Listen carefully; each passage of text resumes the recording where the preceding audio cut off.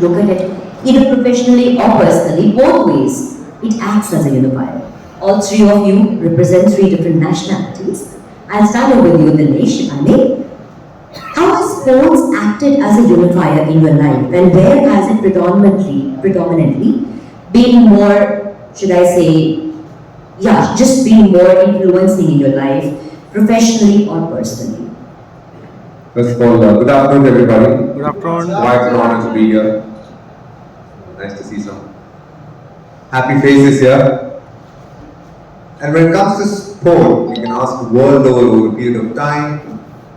The whole concept of sport was to have challenges, and then it got to an extent where a lot of people started believing it was invented so that people come together to watch it and be a part of it. And that's how the Olympics started many years ago, to help countries to come together. In my personal life, the fact that I've been to so many countries around the world has only one reason. I think sport has to be the sport that I chose to play, which was cricket, which has taken me to quite a few countries, be it Nepal, Netherlands. We all know the usual test playing nations, but apart from that as well, we're going to countries like Antigua, St. Lucia, and these are cultures very different to where I am from. And the fact that I was able to travel all around the world to play the sport that I love and make friends from those places is a memory that will always live very closely with me in my heart, and I'm happy to be associated with the sport, and I'm happy to be here today as well. Thank you. Thank you so much. We're also very happy to have you over here with us today. Buka, let me come to you. Since Dinesh just mentioned that sports has helped him build. Can I have the audio increase on this? There seems to be a problem in the mic. Yeah, my apologies. So I was saying, since Dinesh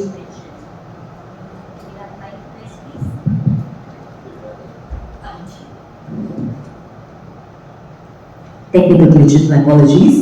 Okay, yes, so you were just talking about how sports has acted as a unifier, should I say acted as a unifier in your life towards forging friendships. Now, God, India-Pakistan rivalry in the field of sports is pretty well known, not just in cricket, but should I say across different sports also, whether it is hockey or you name it. You've been there in the thick of thin of it and experienced it also as a professional. If I were to ask you your one-time experience in life where you possibly during a game felt or had a different perception about a player or a team, which turned out to be completely different in person off the field, where can sports play that unifier for you? Yeah, good afternoon, everyone. First of all, great to be back in India, great to be back in Delhi. I've got great friends from my playing days and even my media days. When I started, into the commentary and all, and lots of good friends here. And you asked me a question that how we act on the field and how we act off the field. Is that right? Yes. So on field is totally different. I mean, I'm not gonna talk one particular country, but I think on field when we play against each other, it's very different. It's just that you're professional, you go there and you want to win a game for your country, you want to do well for yourself, for your family, and you put in all the effort and hard work on the field. And sometimes it gets heated, and it happens so many times, in Australia, in India, or England, name any country. Nowadays, because we got referees and all that, they all keep very close eyes on us. But back in the days, it was different. There was no referee, so plenty was happening on the field, which you couldn't figure out what was happening. So, especially Aussies, Andy's sitting there. So, I live in Australia. Elise is from Australia, so we're all country fellows. But playing against Australia was hard, and because they were not only intimidating on the field, but they, verbally were harsh on us, and to learn and play against them and do or answer them or stand up to them, we had to really give it back to them at times. But I tell you a story, especially playing in Tasmania.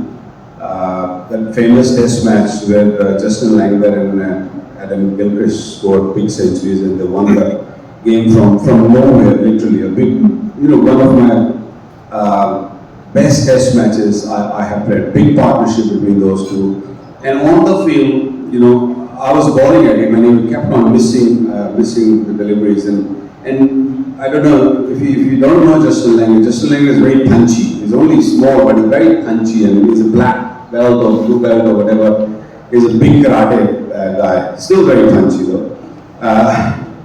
So he got so annoyed because he got beaten so many times, and he just wanted to pick a fight with me.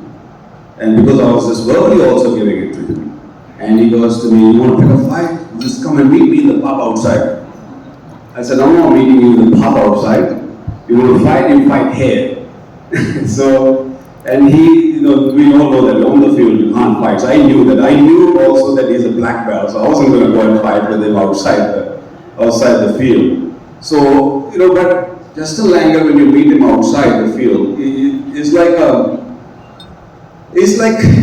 baby. He's such a lovely man. And such a beautiful human being. When you meet him, you want to discuss cricket. And back in the days, it was very different. We used to finish game and go to the other dressing room and have a drink with them and spend time with them. And it was so friendly, you wouldn't even believe it. Nowadays, I think it's a little bit different, but those days was very, very, very different. We used to learn a lot from each other.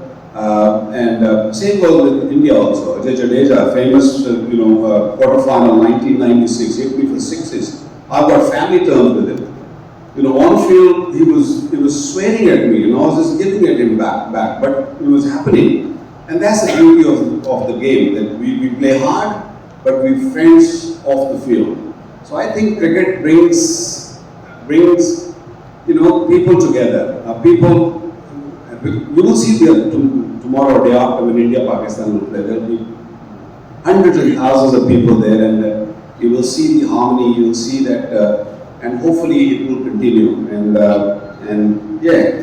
These are a couple of stories I wanted to share. It was just amazing. My story is slightly different, and sports played a huge role right from when I was young. Born in India, in Pune, and immigrated to Australia in the early 1980s, and wanted to fit into Australian society. And it was a society that loved sport, and I found that was my way to speak to everyone else at school. It was playing sport. Being good at sport also helped. Australians only like winners.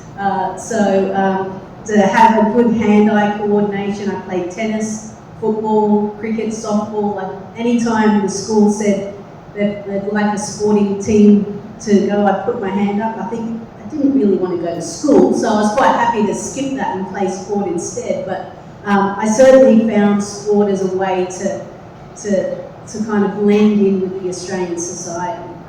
So it was huge for me growing up. And then on the flip side, as these guys have already attested to and has shared some stories, as cricketers we get to travel around the world, and we get to go to some amazing places. But we also play against opposition or our teammates for a long period of our life. And they go through all our highs and lows, whether it be on or off the field, so selections, poor form, or family loss, or happiness for weddings, or things like that. So you grow up with these people. And when you hang up your boots, those friendships still stay. And it doesn't matter where you are in the world, if you manage to be in that same city, you can give them a call and you'll definitely catch up. And as you said, whenever we all catch up afterwards, there's always food involved. So food is also a very key ingredient. Sport and food tend to bring us all together. Always, across the globe, that's as I just said, it's a basic combination that one can never go wrong with. But just happened to mention that, there are times when on and off the field, the kind of camaraderie you share with the player or your teammates on the field, from across the globe, you're talking different teams, different opponents also, you happen to have a great bond with them off the field, which I believe applies for both you also and for all the players. Has it ever been a difficult blend or a transition to get into a good vibe or a good off-field relationship or a dynamic with a player that any one of you may have ever encountered or found yourself on the other side of the road when you were on the field with that player? Has that transition to blend with the player been easy, or was it difficult? You know, just coming from a heated argument maybe on the field and then off the field to meet him and then gel to No, it? I don't think it was difficult. I mean,